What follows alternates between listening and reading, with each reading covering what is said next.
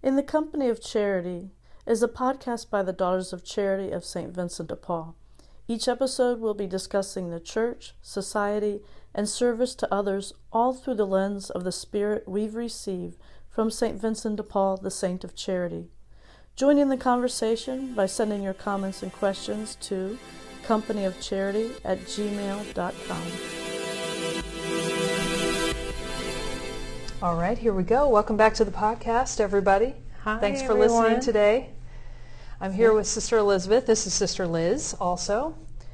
And we are going to hear a really cool episode today about refugees, which has a very special place in Sister Elizabeth's heart, Yes, it because does. that's where she is on mission. Yes, yeah, and it's definitely near and dear to my heart right now because it's what I'm just embroiled in and involved in a really big way in Utica, and it's been very exciting. I came to Utica about a year and a half ago, so the work is just brand new. We've been in the city of Utica, New York for since the late 1800s, mostly as teachers. Our sisters first came to work in parishes, parish schools.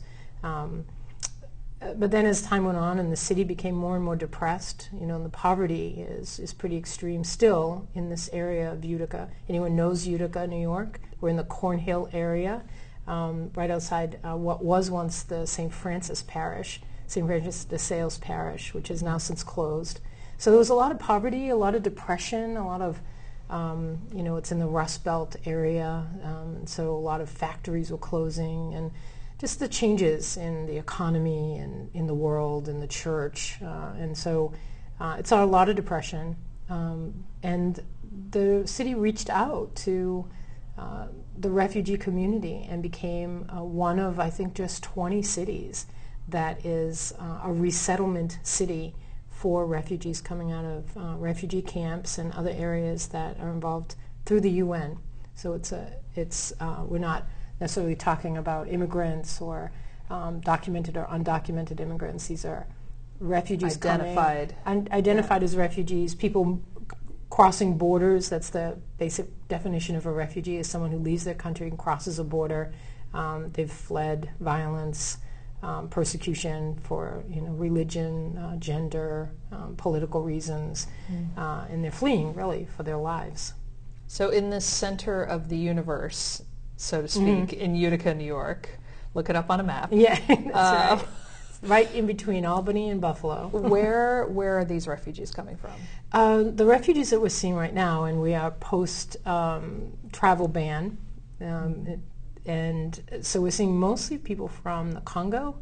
Right now, that's the biggest influx of people coming from Africa, from the Congo. Seeing people from Ukraine, Belarus, so those are folks from the former Soviet Union that also have refugee status and are allowed into the country. And we're seeing groups from Myanmar, mostly Rohingya, who, as we know, are a stateless people. Their citizenship was stripped when they were from Burma. And so they really struggle a lot. They're really very persecuted people, as well as a group called the Karen, who are an ethnic group who live in Burma, tend to be Christian, and they have their own language. Karen is the language, spelled like Karen, it looks like, but it's Karen. So those are the folks that we're seeing right now. When I first got there, a little over a year ago, there were some Somalis, some folks from Syria, but with the travel ban that kind of stopped. And so we'll talk about some of that in the podcast.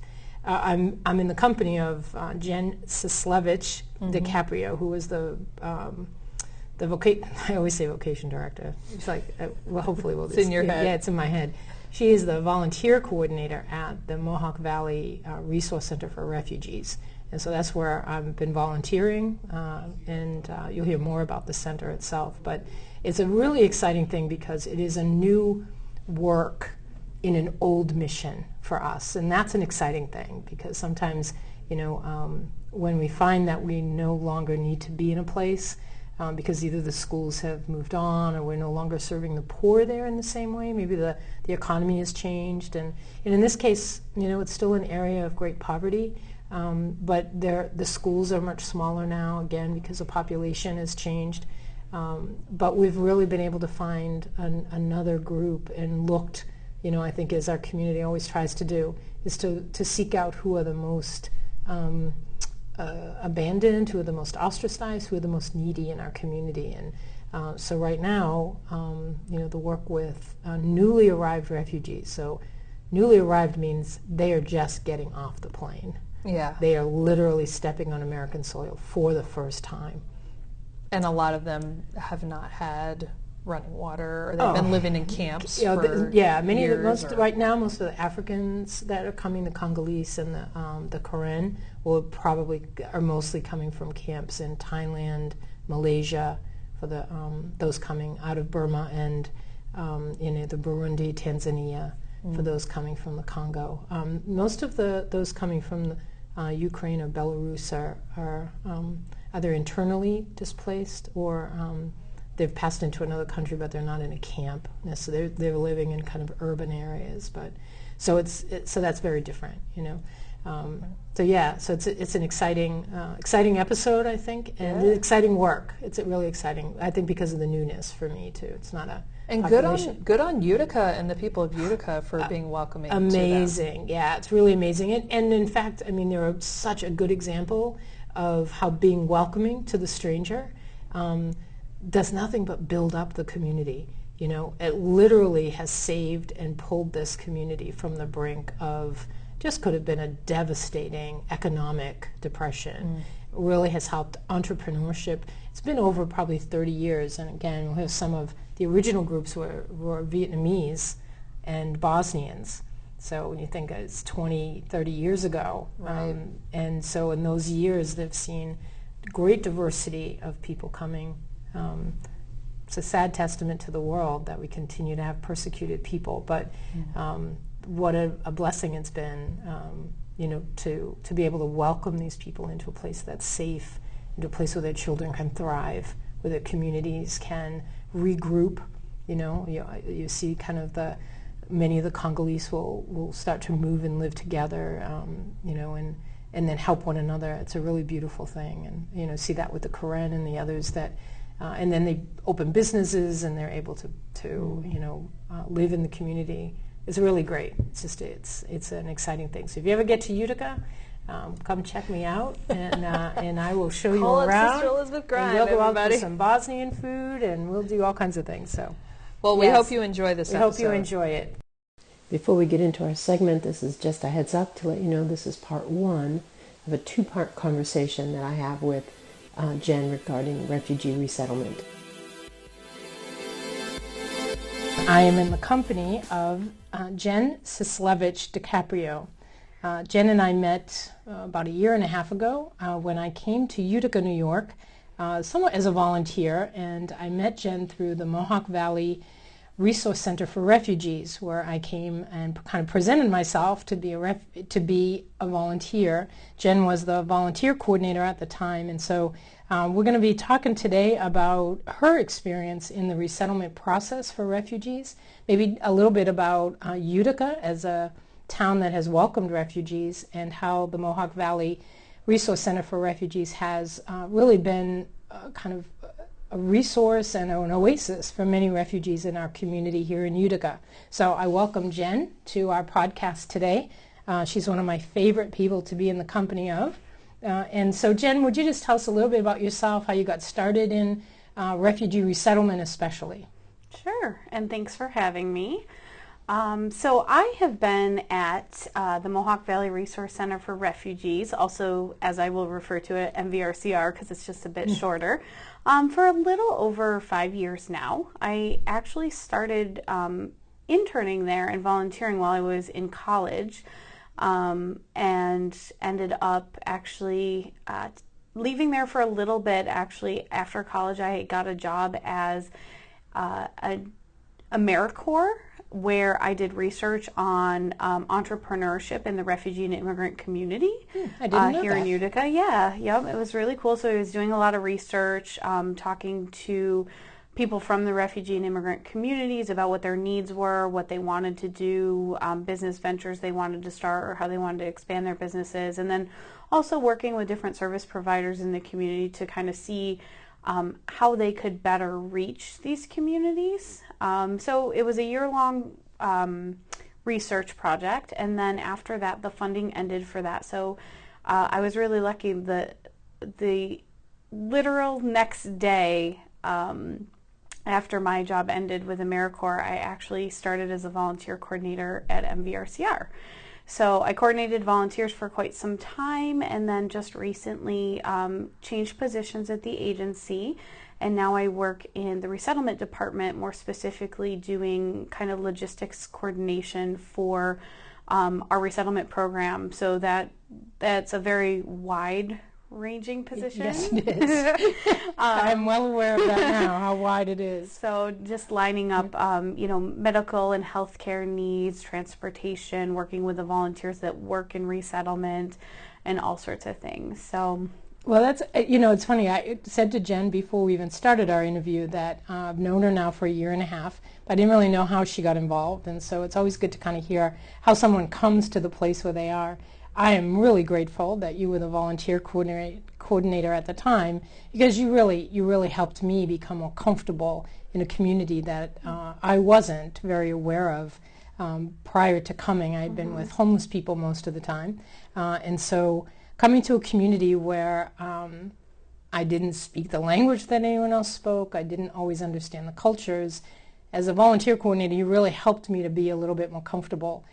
So Utica is a place where refugees have been resettling really for quite some time, and as you and I have been working together in this last year, we've seen that some refugees obviously thrive, and some are struggling to thrive. And so I guess my question is, in your experience now in the resettlement office itself, and it's both of us seeing really the hardcore stuff of what happens in those first 90 days after a refugee has arrived. What do you think are some of the things that a community can do to help refugees resettle in their new community? What do you see as kind of some of the strengths of a city like Utica that has kind of opened itself up to this community and this population, as diverse as it is? I mean, that's definitely a loaded question. It wasn't going to be easy, Jen. There's a lot of things people can do, and I think, one of the things that I find is that the first 30 to 90 days of somebody coming here is really crucial. And unfortunately, the way the program is set up in the United States as the refugee resettlement program is, it works with very limited funding and limited time. And so, regardless of no longer being in the volunteer coordination position, I really do have always felt that volunteers and community members are critical to that. So, I always say we can come up with these large schemes to try and help people acclimate and get comfortable and get confident to navigate their life. But really what it comes down to, I think sometimes, is just people having like one-on-one experiences with each other. And I think it's not just beneficial to the refugees that are being resettled, it's also really beneficial to the community, because it allows people to know each other, know each other's struggles, and that really is what, to use the MVRCR mission, is what creates one community with many cultures. And so I found that, having worked with clients quite a bit, working probably more so with volunteers though, over the scheme, or over the time frame I've been there, is the things that really help are things like mentorship, and getting people connected in very early on with somebody who can help extend the work that the caseworkers and resettlement staff and MVRCR staff can do, because even though oftentimes they are working office hours past 5 o'clock, there's limits to what an agency can do. And so I think the biggest thing is getting people to be willing to work in that role. I think sometimes people want to do things that, like teaching English or teaching citizenship, which are really great endeavors and they're really good, but sometimes we need people well before that even happens to kind of just help do things and make sure people are understanding the simple things like reading their mail and, knowing how to keep a calendar with their appointments straight, and just juggling all those things that start out, from the very get-go. You're really, as a refugee being resettled, you're expected to kind of jump through all these hoops simultaneously to get adjusted and make sure that all the I's are dotted and the T's are crossed, So one of the things is I realize we've kind of jumped into the conversation where you and I are right now, which is the refugee has arrived. The person has arrived from this country. But I think probably people listening don't know what the whole process is. And that could be a show in and of itself, to be honest. I wonder if you could just quickly kind of walk through what happens when someone arrives at the Syracuse airport. Yeah, definitely. So I will preface this by saying this is one of my favorite things to do in my job. Whether I did this as a volunteer coordinator or I do this sometimes now, is actually picking up new arrivals from the airport. So sometimes people have family members already here. So oftentimes what happens prior to them arriving is we're reaching out to those family members or friends or individuals who know that this person is coming. And as an agency, we're required to meet them at the airport. And we also are required to bring language support per our resettlement contract. Yeah, I've learned interpreting is a huge part of it. Yeah. And there's a lot of stipulations on who you can utilize as an interpreter. You're not actually allowed to use family members. So if the individuals coming don't speak English, which we know that ahead of time based on the information we get, we basically collect our language support, any family members, and we head to the airport, which here in Utica, the closest one is Syracuse. And so what we do is we know all their flight information, that's all tracked for us, and basically we show up there and we just wait for the individuals to come through. Sometimes it's a single arrival, sometimes it's larger families. From there, we just check in with them and make sure that they're feeling okay, that everything was good to go. We'll collect the luggage. It's always kind of the worst nightmare when the luggage may be missing, because you know that most people are coming with very little, except for the clothes on their back and a few suitcases. So if that luggage goes missing, it's always, I always feel upset about it. Probably not as much as the clients do. And then basically, from there, we just take them to their homes, which we've already secured. We already have apartments set up and furnished for them. And then that first, usually evening, because most of our arrivals seem to be coming in later in the evenings, what we do is whoever goes, whether it's a staff member or the family member with language support, once we drop them off at their home, we do a basic safety orientation about the home. So we'll show them how to use the water, how to flush the toilet, what a smoke detector does, what to do in the event of an emergency, and especially if there's more than likely they're not going to have phones. We just kind of go over the basics so of your first night. So they've probably never called 911 before. Right. Ever. And that is something we go over, except for in most cases there are no phones to be utilized. So, we just make sure that first night that they're really comfortable and they feel comfortable in their surroundings. I imagine, even though I haven't lived it, I imagine that first night is pretty scary, just because it's the first moment you have time to sit and think about kind of everything that's gone on. But and then really from there, the next day they start right in. They'll meet with their caseworker at the refugee center. They do paperwork and intake. They're given some basic pocket money and just kind of a basic overview of what their resettlement and placement case management period will look like.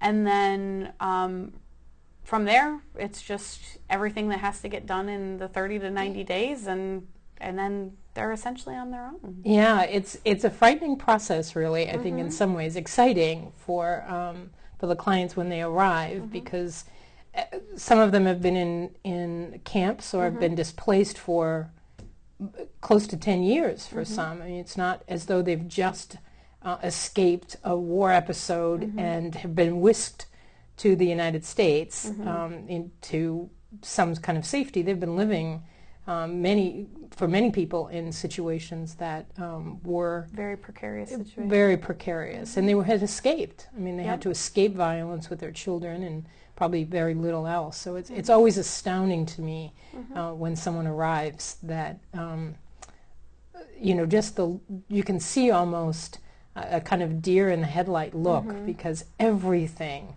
has got to be so foreign to them. I know a few families that I've worked with through the refugee center,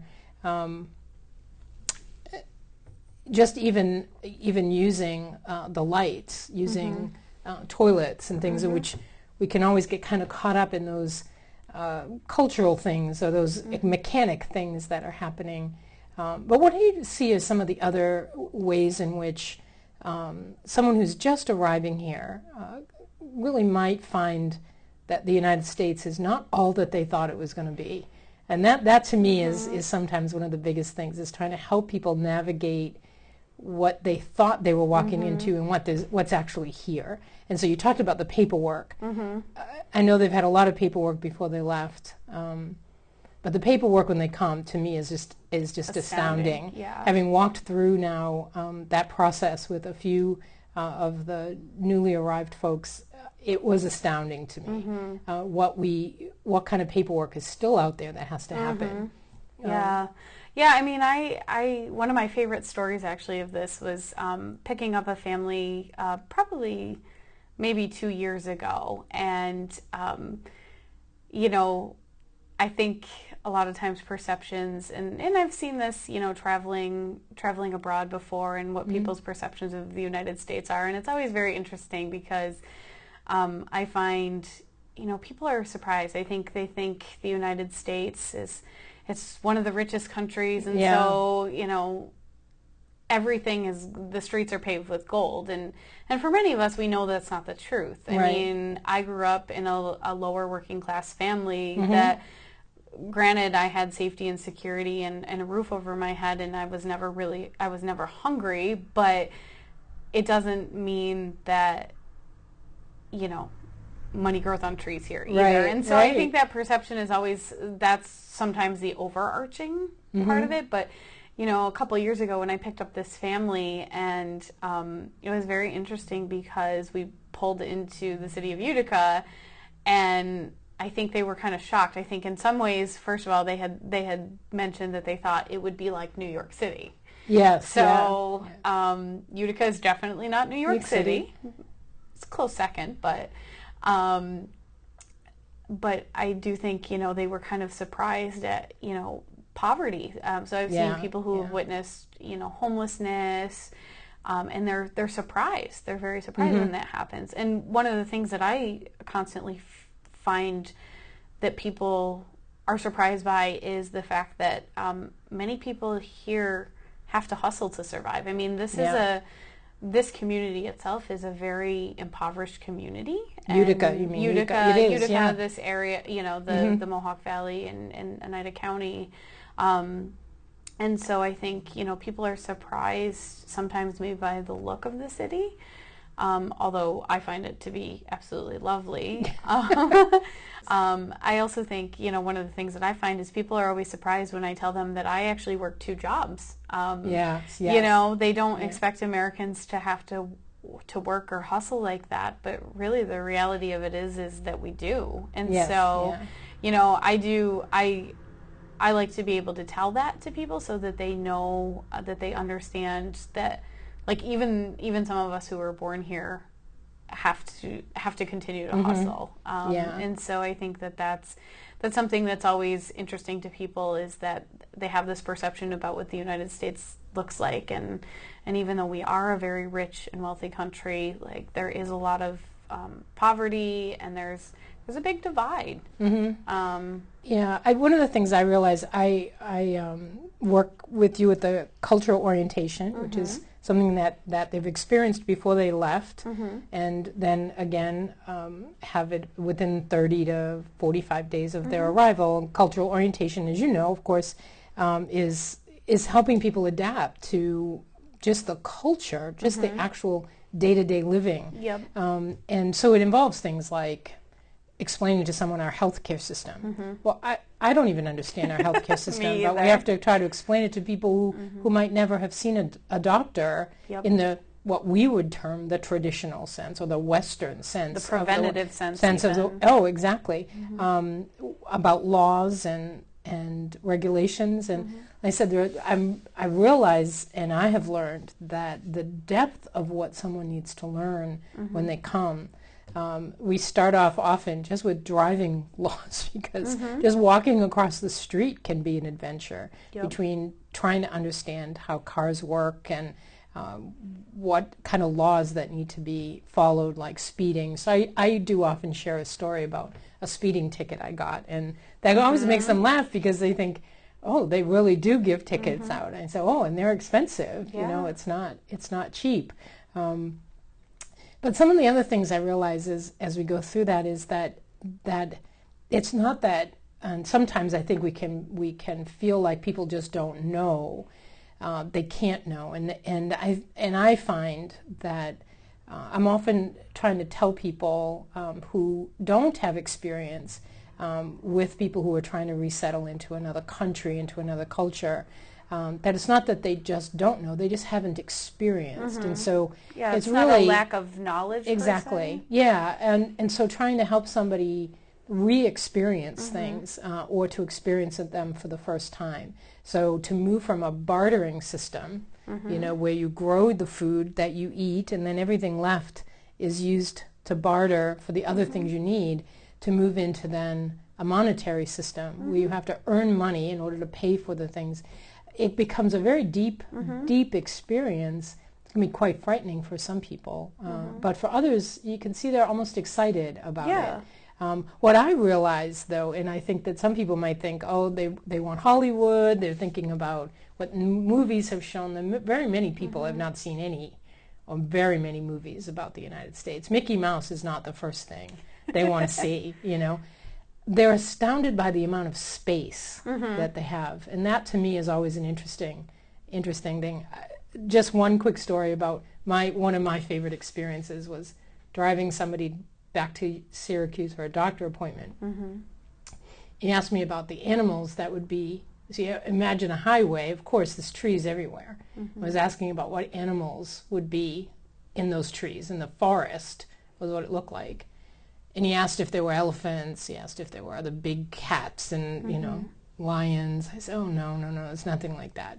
Deer and squirrels and he said, that's what I love about America. There's just kind animals. And I thought it was his sense of like, no, there's no pythons out there. I said, well, there are bears, and the bears could come and get you, you know. But I think that was kind of his way of trying to find that tenderness, that and the freedom and the sense of safety that the United States provides, and that I think that becomes really the core of what people are looking for when they come, a sense of safety and a sense of order, sense of security, and really all that anybody would want. And you know, I think it really goes to show, no matter what the experience is that people have a hopeful view about the United States. And I think, you know, this is something that I always find, you know, part of what I do is just education, you know, not necessarily for refugees, but for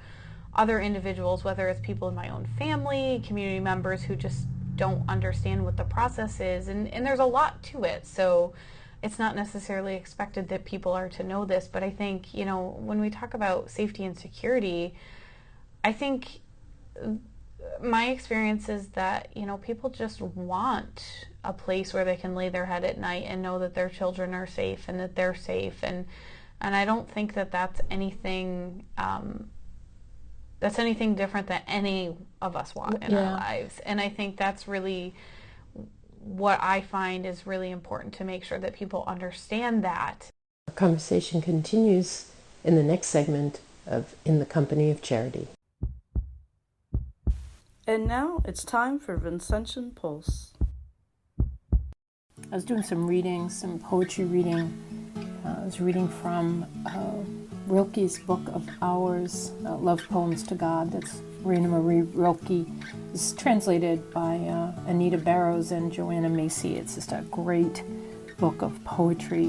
And in the third section, the book of poetry of Poverty and Death, I came upon this poem, and it's really quite poignant and sad. But then as I continued to read through his poetry, I found another that brought me some hope, and it reminded me of a quote from St. Vincent where he says, "But turn the medal, and you will see by the light of faith that the Son of God, who willed to be poor, is represented to us by those people who are poor." And so I kind of offer these two poems as a way of reflecting for ourselves that, sometimes when we are face to face with the destitution of poverty, the pain of poverty, when we're with those who we just feel sometimes helpless to do anything for, that we can't fall into the despair. And what we really need to do is to turn the medal and see that this is Christ, and that Christ wants us to reach out to him and to see the side that is the side of resurrection and the side of hope. So I offer these two poems to you. It says, "Lord, the great cities are lost and rotting. The time is running out. The people live there harsh and heavy, crowded together, weary of their own routines. Beyond them waits and breathes your earth, but where they are it cannot reach them. Their children waste their days on doorsteps, always in the same shadow. They don't know that somewhere wind is blowing through a field of flowers. The young girls have only strangers to parade before, and no one sees them truly. So chilled, they close. And in back rooms, they live out the nagging years of disappointed motherhood. Their dying is long and hard to finish, hard to surrender what you never received. Their exit has no grace or mystery. It's a little death hanging dry and measly, like a fruit inside them that never ripened." And we could just close in that despair, but when we turn the medal, we do as St. Vincent has asked us to do, and what the Lord has asked us to do, is to see that in the pain and suffering comes resurrection. We read this: "There's always this to see. They will live on, they will increase, no longer pawns of time. They will grow like the sweet wild berries. The forest ripens as its treasure. Then, blessed are those who never turned away, and blessed are those who stood quietly in the rain. Theirs shall be the harvest, for them the fruits. They will outlast the pomp and power, whose meaning and structures will crumble. When all else is exhausted and bled of purpose, they will lift their hands that have survived." So I think the reflection today is, to be one of those blessed who has never turned away, but has always kept their eye both on the side of the medal of suffering and despair, but to know that on the other side of the medal, there is the growth of sweet wild berries. The growth is always part of the life of Christ. That resurrection is part of the transformation that happens through suffering. So don't be afraid to enter into the suffering of another, to be there with them, and also to be there as they begin to rise up out of it and lift their hands, they that have survived.